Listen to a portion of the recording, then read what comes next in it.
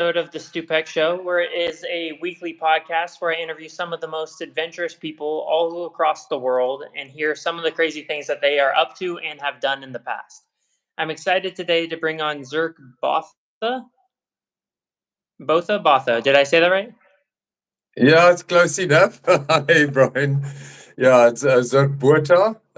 It's the South African or Afrikaans pronunciation. Botha. Okay. But yeah, that last bit can be complicated. Yeah, I Yeah. completely butchered. That's on me. And then, so he's going to tell a remarkable story.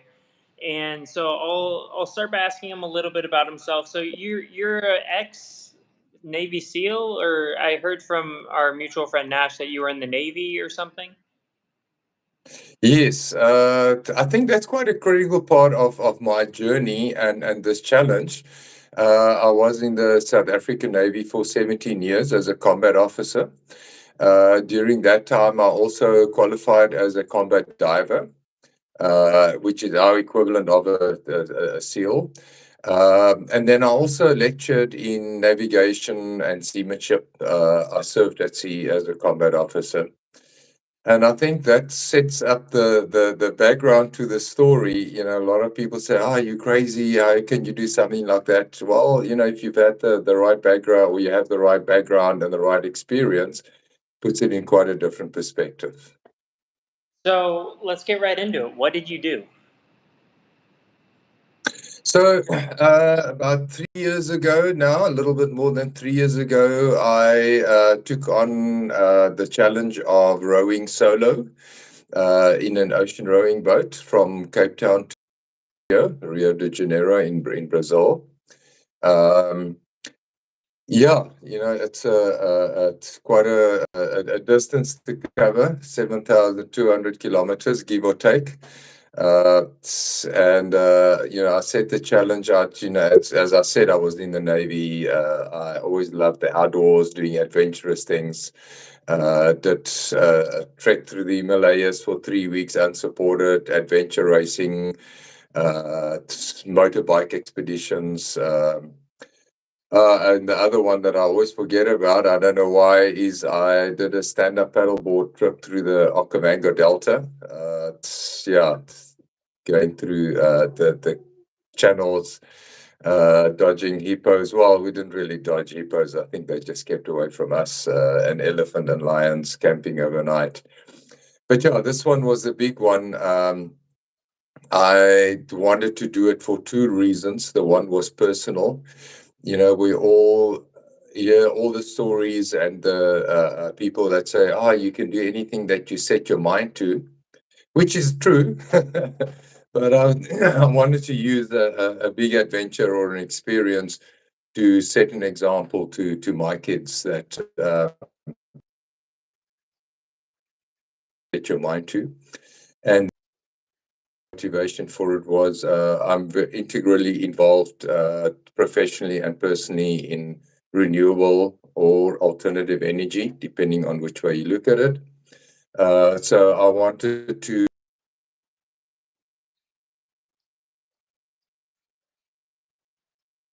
There's a lot of focus going on climate activism and stuff like that, but the real way of solving electricity and a lot of our climate problems on this planet is through sustainable development, which is different from activism.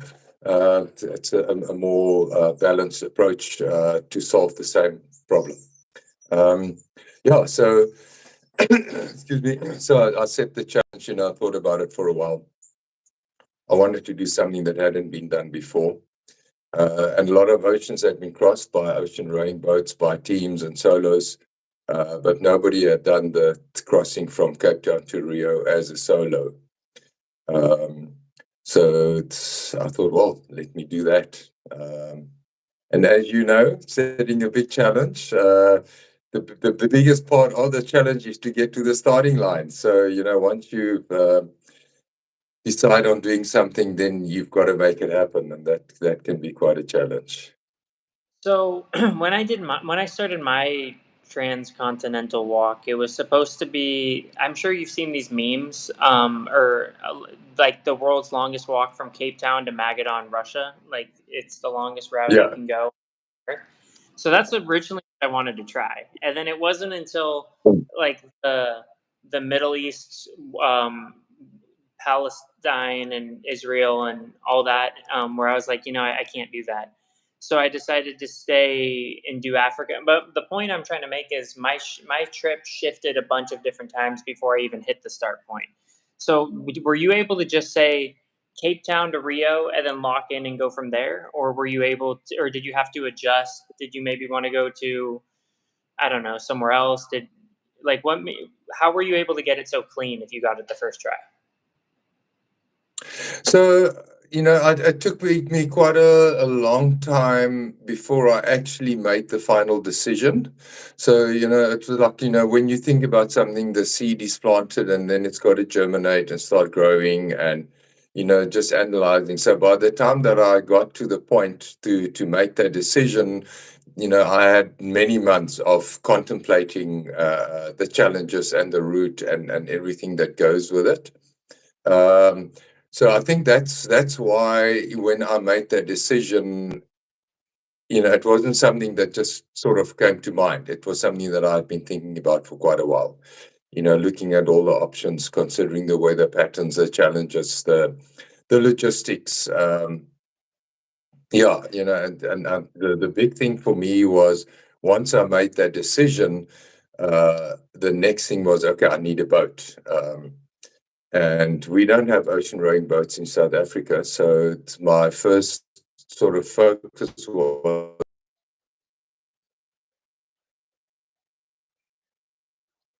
it's in Britain, there's quite a lot of, there's a few international events, and people do it. And then after that, they have the boats. But to get an ocean rowing boat from the UK to South Africa would incur the freight costs buying the boat, and it was just beyond my budget. At that stage, it was an idea. I didn't have any sponsorships or anything. So I realized that was not going to be feasible. So I decided, well, then I'm going to have to build a boat, which I did in the end. But doing quite a bit of research, and a gentleman from the UK, a naval architect, I made contact with him, and he sent me the plans for the boat. He said, yeah, if you decide to use the plans, then just pay me for it. And then spoke to him quite a bit to get advice. I was going to use plywood, and he said to me, no, plywood's like 1960s. We use closed cell foam. So I had to go and Google to find out what closed cell foam is. And then I had to go and teach myself how to do epoxy work. A lot of the first panels that I made, I just had to cut up and throw away because it was a mess. And then COVID came along. Well, before that, I joined the Ocean Rowing Club, or the Coastal Rowing Club here in Simonstown, because I didn't know how to row. And I rowed in the Navy, but that's pulling, where you on a fixed seat, whereas ocean rowing is on a sliding or a rolling seat. So I had to learn to row properly. And then, chatting to the guys there, one of the guys said to me, oh, why don't you just build it in your garden? Because the challenge was, where do I find a place that's large enough to build a boat that's easily accessible? Because I'd have to do it in the evenings and over weekends.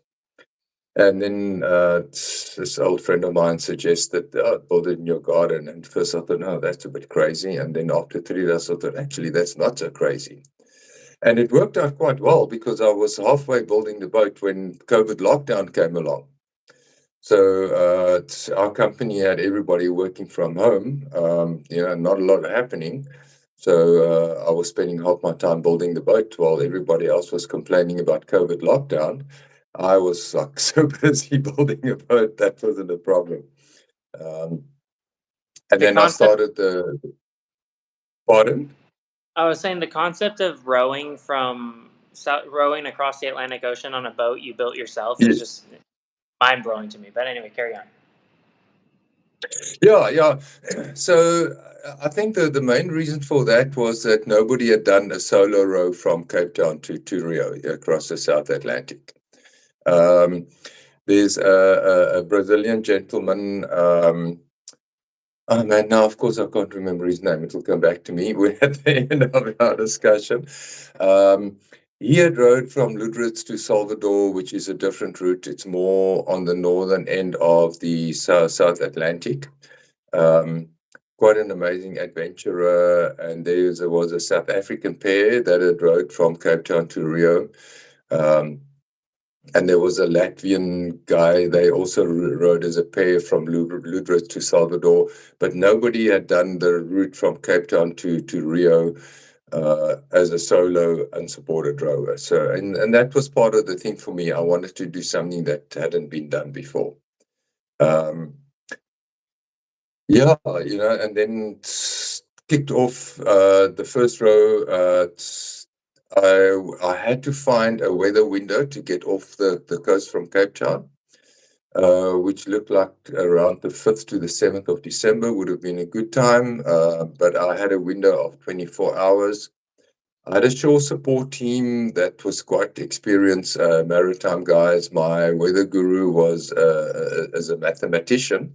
She's got a PhD, so she just loves working with vectors and things like that and analyzing trends. And they all said to me, no, it's not a good idea, but I was just chomping at the bit to get going. And I managed to get out for 24 hours when the wind blew me back, which was quite devastating emotionally. And then 2 weeks later, I started again. Got the right weather window. I made it all the way across 69 days later So with first all day you, the fun and games with rowing a small boat across the South Atlantic. 3 storms. Um, so the boat was designed it's like a lifeboat. If it rolls over in heavy weather, it will right itself. I didn't have any of those requirements. I didn't need that.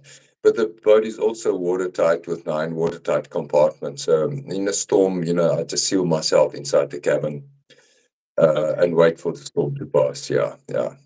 Um, just a few practicalities about an ocean row is you need to have solar panels, a desalinator to make your water. All the food is dehydrated to take up the least amount of weight and space. Food is about 80% water content. So if you take all the water out, then, weight and the space required. But you need water then to rehydrate it.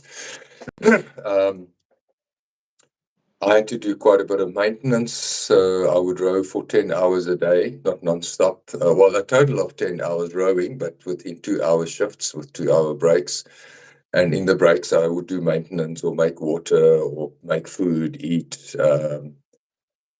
jump overboard to wash, to clean the hull of the boat every 4 days. How much would you sleep? Yeah, and I'd slept from 10 in the evening until 4 in the morning. So I had a good solid 6 hours every night. It's not non-stop sleep. You sleep for about 2 hours and you wake up, just check instruments and go straight back to sleep.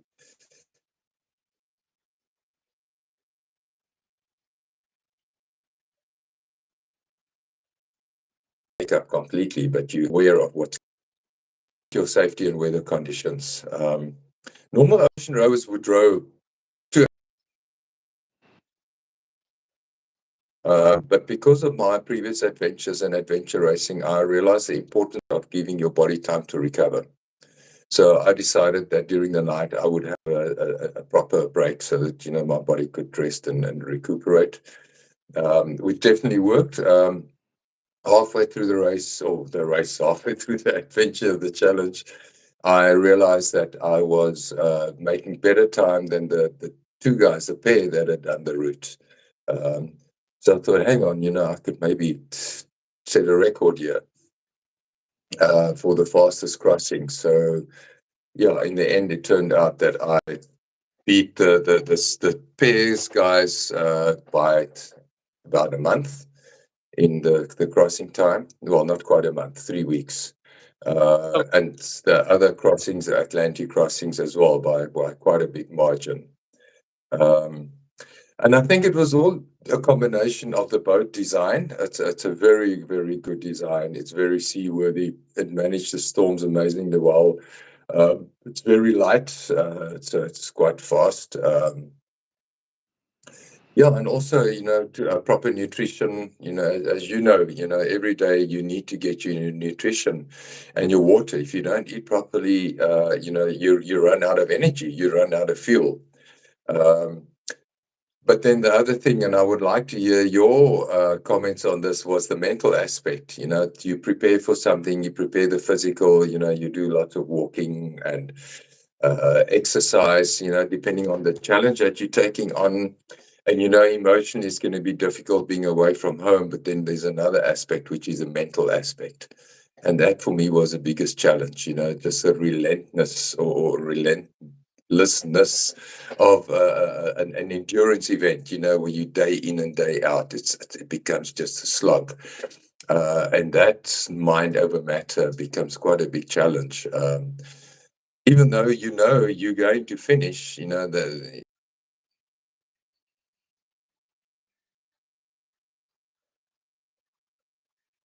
but just that today, I don't know how you manage well, that. my deal is like I was a basketball, American football sprinter type. So all of the activities that I played growing up were like very like short and intense, the movements. And so whenever I do anything, I whether it's traveling to a new country or starting a new life, I have this same cycle. And this what I started with here where I got to Cape Town and I'm so excited to start. And then after a couple weeks, just the motivation's gone and it's like why did I sign up for this? What am I doing? You start to ask yourself all these questions and then I normalize, right? So I get like the big high, the crash, and then how do I get back and can I Mm. withstand that crash and not quit? And then I still have like the mini ups and downs, but they're not as much as the first. I remember South Africa, it rained on me like every day and like cold rains. And I would just like be yell I'd be like yell cussing at the road, like, how am I still walking uphill? God damn it, And I just so mad. And so I wondered if you had any of those moments yourself where you're just like 12 days in and you're like, man, I got like 2 months left. What did I get myself into?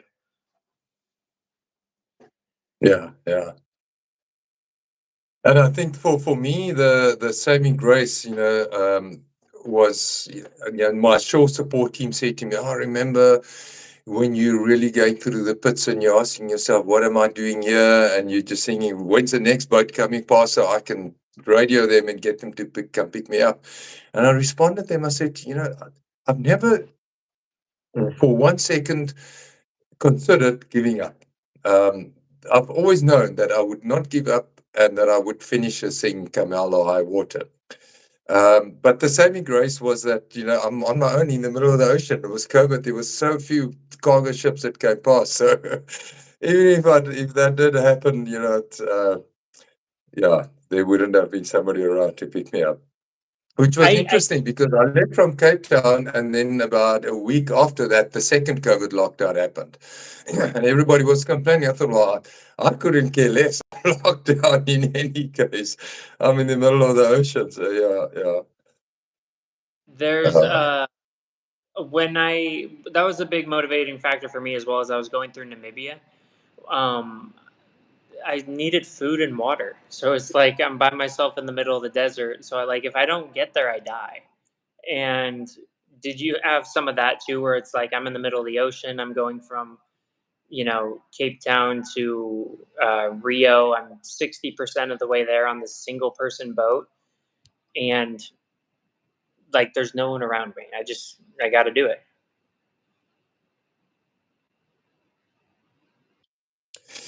yeah, it was definitely a case of this is it. There's no alternative. It was quite interesting because the towards the end it became quite a challenge because when you can sort of smell the finish line, and you just want to get there.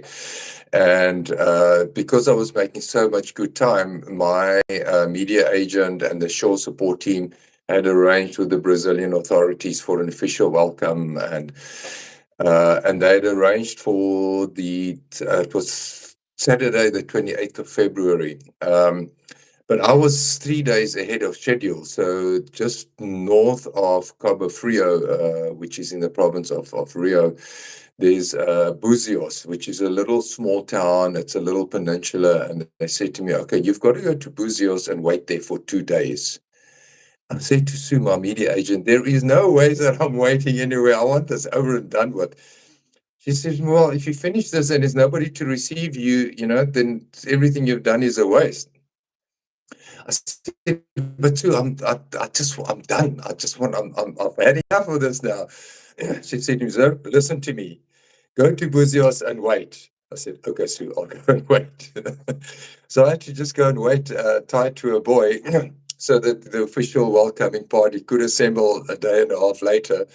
And then I had to row 8 hours from Buzios to the finish line. And that was actually quite a difficult part, just sitting there and waiting and, to actually then get to the finish. But it was all worth it. It was such an amazing. When you prepare for something like this, it's quite a process to prepare yourself emotionally, to visualize, what will it feel like at the finish line, and that becomes quite a driver, that feeling of accomplishment at the end. And then when I finally arrived at Cabo Frio, they had arranged without me knowing for they've got outrigger canoe clubs. That's a sport that's very big in Brazil, and in Cabo Frio they've got about 6 different clubs. So they had arranged with the outrigger canoe clubs to come out and meet me. And as I'm approaching the finish line, I see these guys out in the middle of the ocean, on their outrigger canoes, and I think, "Oh, I wonder what these guys are doing here." And then they must have seen me because they come to me and they start shouting at me and greeting me and welcoming me. And I thought, "Oh, okay, they're here to welcome me back." And then the media boat arrives with our media agent and says, "You know what? We here to, because the official welcoming, the media welcome." And so in ocean rowing, it's a practice, a habit that you put off your distress flare when you go across the finish line, and you fly the flags of your own country and the receiving country. So as I'm relating this, I'm feeling the emotions again, because it's such a visual and emotional experience. And I always thought, it's just something. Then when I got there and I took out the flare, put it on, held up the flags, it's like this emotion, this wave hits you of, "Wow, I've done this, I've accomplished this, it's finished." It's like such an overwhelming experience.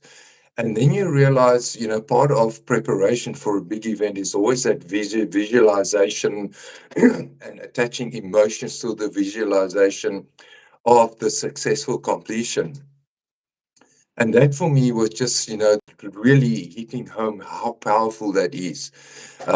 Because then going across the finish line with the outrigger canoe club circling around, the press boat going around, taking the videos, and the going out on news feeds all over, and you realize, wow, I've done it. It's the 72 days since I've left Cape Town.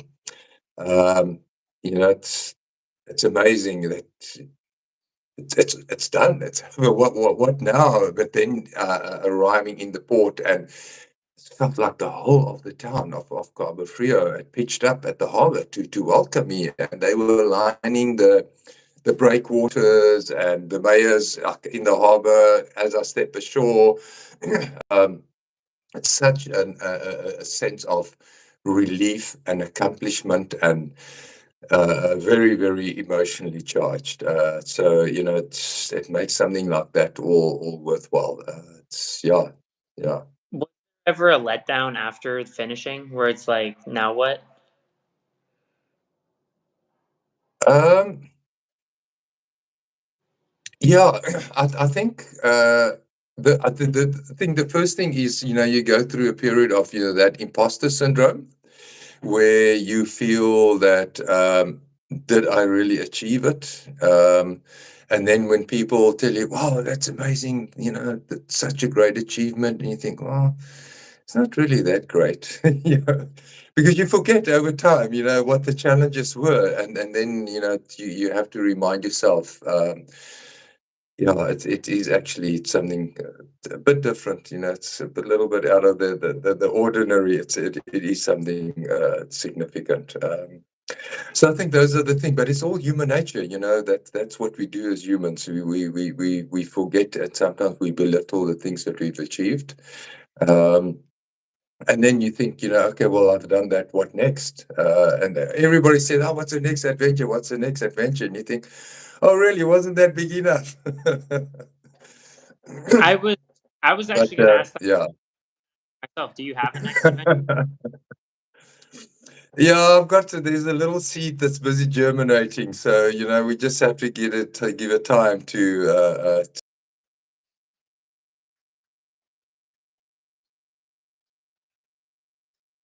You also know, once you,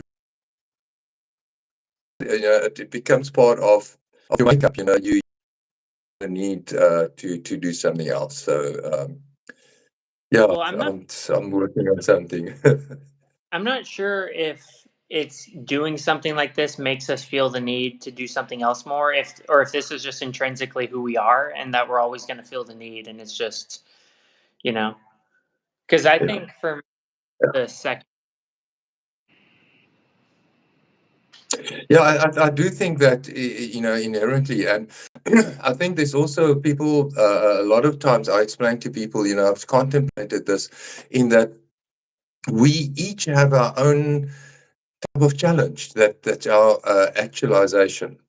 So, for me, it's an outdoor, adventurous, physical type of thing. But somebody else, their big challenge, their big adventure might be to start a new big company. For yeah, somebody else, it might be to do a big community project that impacts on a lot of people, improve their life. So I think it's important for every person to find out what that thing is that motivates them, that sets them up. And it's not necessarily an outdoors adventurous type of thing. It might be a completely different type of adventure. could be graduating university, it could be anything, but uh, Yeah. there's I tell people that all the time because I quit my job to do what I'm doing, and I'm hopeful that I can keep doing this long term, like the storytelling, the podcasting, the walking, the travel adventure stuff. But they're like, "Well, what did you do?" I was like, "Well, I was a high school teacher." And they're like, "Oh, teaching's fine." He's like, "Yeah, it's great if you're not me, Like Mm. if I'm the world's best ice sculptor, then I shouldn't be making pizzas. I should be trying to Yeah. do happy in what my passion is." So for me, it was hard to find that, and I think sort of like the travel and adventure bug, it always kind of made me interested, and it's just jumping off and saying I'm gonna leave everything behind and just do it. And I think, like you said, the hardest part is getting to the start of how am I going to start this, because everyone tells you you're crazy. People still tell me I'm crazy, although they, Mm. they tell me now than when I started. Yeah. Yeah. The one thing It I was quite asked interesting. Yeah. Yeah. So please when go ahead. Yeah. when you now that you've done something awesome and finished it, when you tell people your next ideas, they're probably more likely to be like, yeah, you got this. Yeah. Yes. And that is quite interesting, because it's just the human mindset. So when I was building the boat in COVID, we had, during the second part of the first lockdown, people could go for walks in the afternoon in their neighborhood from 4 p.m. to 6 p.m. So everybody was walking past my house, and here I am building a boat, and then they would stop because, everybody's bored. So, they're looking to chat. What are you doing? What's this? What's it for? And then I explained to them, and you can just see that look in their eyes, the change. And okay, they think I'm crazy. And then I had some friends that actually said, "I know, man, you've got a death wish. How can you do that? You've got a responsibility towards your kids or whatever." I thought, oh, guys, please. Because I got to a point where I just got too tired to say to him, please remember, I'm a professional mariner. I've earned my income at sea for 17 years. I know navigation. I know the oceans. I know exactly what I'm letting myself in for. Um, but it's exactly that thing, where once you've done it, then the next time people are more accommodating. Oh, okay, it's Zirk, it's Brian, they've done this. It's not a big deal. But then that neighbor that tries to do something out of the extraordinary, he's crazy, she's crazy, and instead of being more supportive and encouraging, and yeah, yeah, Well, there's a thin line between crazy and genius, and you got to kind of blur that line if you want to do something genius, right? absolutely, yeah, yeah. There has to And be a so bit of craziness. absolutely. And so with that, you have another meeting here in a few minutes, right? I do, yeah, yeah. Unfortunately, Well, I I'm a consultant in two companies that build alternative energy projects in South Africa on sustainable development and sustainability. So yeah, I've got a meeting with one of my clients. So the spin off from the row was to create awareness for sustainability. I think there's always a lag in that impact, but the upside is that I can still have a direct involvement in making a difference that way. Well, one of the things is a South African business strategist that wrote a book. It's like an 18-page book, and for me, it's one of the most powerful books that I've read. And one of the things that he says in there, in business, in life, in anything that you do, if you don't make a difference, you don't matter. And that's what I'm trying to do. I'd love to do more adventures. I'd love to earn an income from adventuring, but while we can't do that all the time, being able to make a difference is my way of, in the meantime, in other mediums, to have an impact on people's lives. Well, that's really profound. That's really powerful, and I want to thank you for coming on my show today and sharing your story. And is there anything that you want, beside any environmental group, any book, anything you want to shout out before I let you go? No, I think for me it's just more general, and the only shout out that I would like to give and to encourage people to do your research into sustainable development. I think the reality is, for our planet, we're not going to change things overnight. Sustainable development is about implementing a process that respects that there are people on different levels, and you can't change something overnight without it impacting negatively. And therefore, everything is a slow change, but we just have to persevere and change things for the better, day by day, one step at a time. Like growing an ocean, one stroke at a time. That is what the sustainable development is about. Just making